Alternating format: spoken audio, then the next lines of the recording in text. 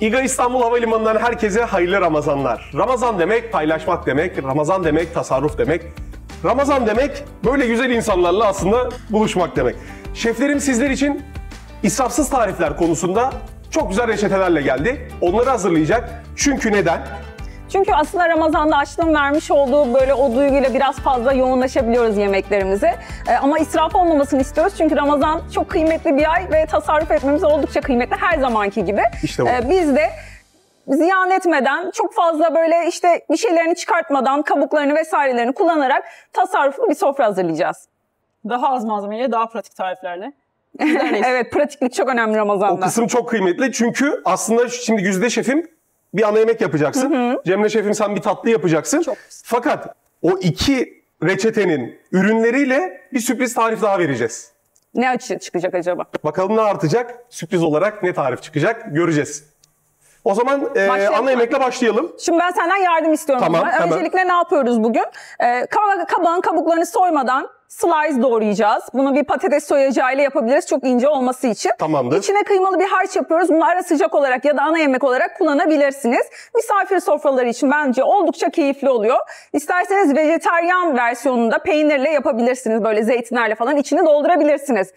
Kıymalı harçla başlayalım mı? Sen çocuklar için bir yumurta hazırlıyorsun. Evet. Özellikle soğan kabuğunu kullandığın bir yumurta var. Onu bir söylesene, bir bilelim onu. Şimdi dedik tasarruflu ve herhangi bir atık çıkartmamak istiyoruz. Sadece Ramazan'da değil her zaman. Kabuk, mesela soğanın kabuklarından çok güzel aynı zamanda et sosu da oluyor biliyorsun çok ki. güzel oluyor hem de. Ben soğanın kabuklarını genelde atmıyorum. En kötü ihtimalle bahçenize bırakabilirsiniz. Ürettiğiniz domates vesaire varsa zararlı böceklerin gelmemesi için.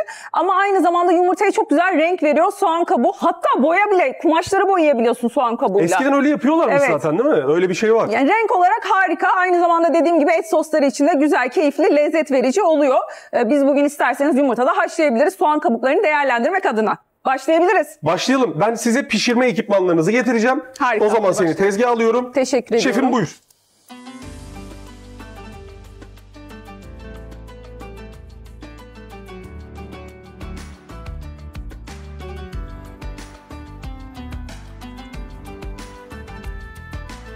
Peki Güzide bir şey soracağım. Buyurun. 3 çocuk. Sahurlar nasıl geçiyor? Çocukları uyandırmak zor mu?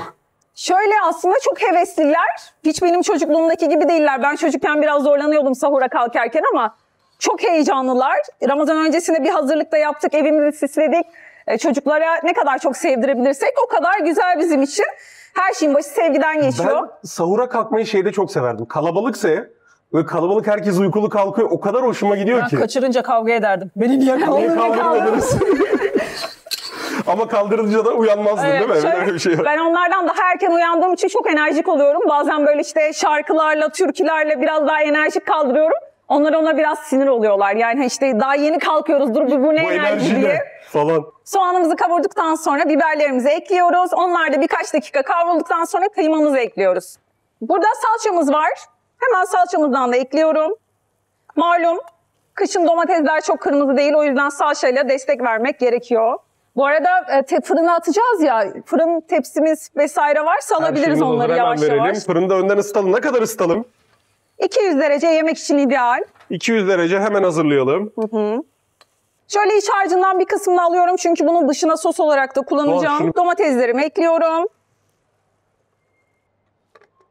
Bunu ne için ayırdık? Bunu da dışına bir sos yapacağız Sos ki yapacağız. onlar sosun içine Tamam. pişsinler diye. Şahane. Şimdi baharatlarımızı ekliyoruz. Ben ekleyeyim hemen. Al. Ben de tuzunu vereyim. Ne ekledik? Tuz ekledik, karabiber ekledik, kimyon ekledik, pul biber ekledik. Dilerseniz fesleğen de çok yakışır. Fesleğen de yakışıyormuş bu arada. Biraz da sarımsak rendeliyoruz içine. Orada siz isterseniz tatlıya başlayın. O zaman Cemre Şef'im top sende. Güllaçlı muhallebi yapacağız aslında. Güllaçlı muhallebi. Çünkü Süper. kalan güllaç yapraklarını değerlendirmek için yapıyoruz bunu. Öncesinde hani bir güllaç yapılmıştır, 2 yaprak kalmıştır, tekrar güllaç yapılamıyordur falan. O çok büyük dert değil mi ya? Evet, o 2 tane hep kalır mesela Bir kenarda. de böyle hani kenarda kalmasın diye de iyice basıyorsun, daha da sertleşiyor, Sertleşiyor. güllaç saçma bir hal alıyor. Onu istemiyoruz işte. 2 tanesini bir sonraki güne tekrar tatlı yapmak için. Şimdi bunu yapacağız. Güllaç yapraklarımı ıslatmak için sütü ısıtacağım şekerle birlikte. Daha sonra muhallebisini yapacağım. Şahane. Ha bu arada küçük bir trik verdin sen zaten. Güllaç yaprakları fazla kalıyor dedi ya. Şimdi Güzide Şef'im de iç harcını fazla tuttu ya. Hani bir şey geliyor galiba oradan. Yaparız, bir şeyler Bir yaparız. şey geliyor oradan galiba.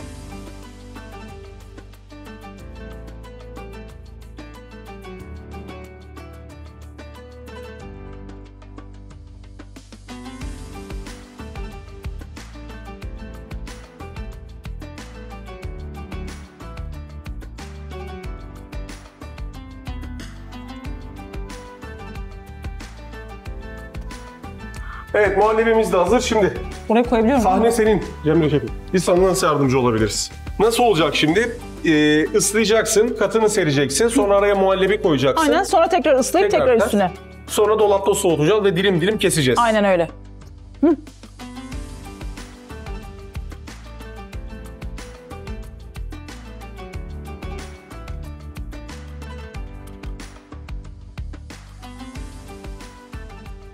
Ramazan'da pratik tarifler çok işimizi görüyor dedik. Börek harcımız kalmıştı.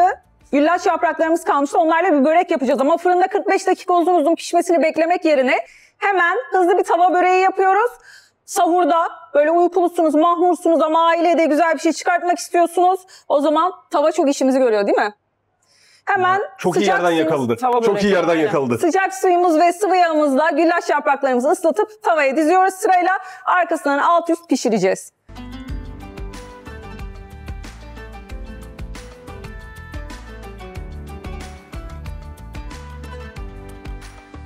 Şimdi yemeklerimiz hazır. Güzide Şef'imin müthiş tarifi, kabaklı bir aslında bohça böreği gibi bir Evet, şey yaptı evet. bize. Cemre Şef'imin muhallebili bir güllaç tarifi. O da hazır. Sürprizimiz neydi? Artan ürünlerle değerlendirme yemeği yaptık. Yani sıfır israf yaptık.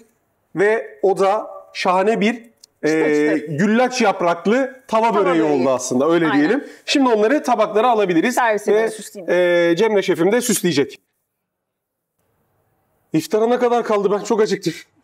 Çıtırlığını göstermek adına Oo. çıtır çıtır bir börek oldu. Şeflerim, elinize kolunuza sağlık. Afiyet. Muazzam görünüyorlar.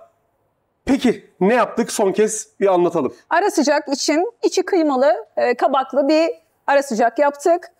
Onun kalanın içiyle ve kalan güllaç yapraklarıyla da çok güzel bir tava böreği yaptık. Şahane oldu. Evet Cemre Şef'im, burada ne yaptık? Güllaç yapraklarıyla güzel bir muhallebi yaptık. Arasına ceviz koyduk.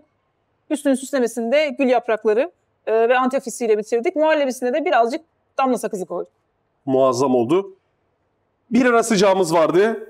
Bir tatlımız vardı. Aslında onların kesişim kümesi tam önümde duruyor şu anda. Bir de börek yaptık. Bunu da sahurda Sahurluk için, evet. değerlendiririz diye konuştuk. Muazzam 3 tane tarif ortaya sermiş olduk. O zaman şeflerim, elinize kolunuza sağlık. Çok teşekkür ediyoruz. Teşekkür ederim. Ramazan bereketiyle geldi. İsrafsız tariflerimizden yeni bir tarif daha ortaya çıkarttık. Şeflerime tekrardan teşekkür ediyorum. Bize şahane sunumlar yaptılar. İGA İstanbul Havalimanı'ndan herkese tekrardan hayırlı Ramazanlar.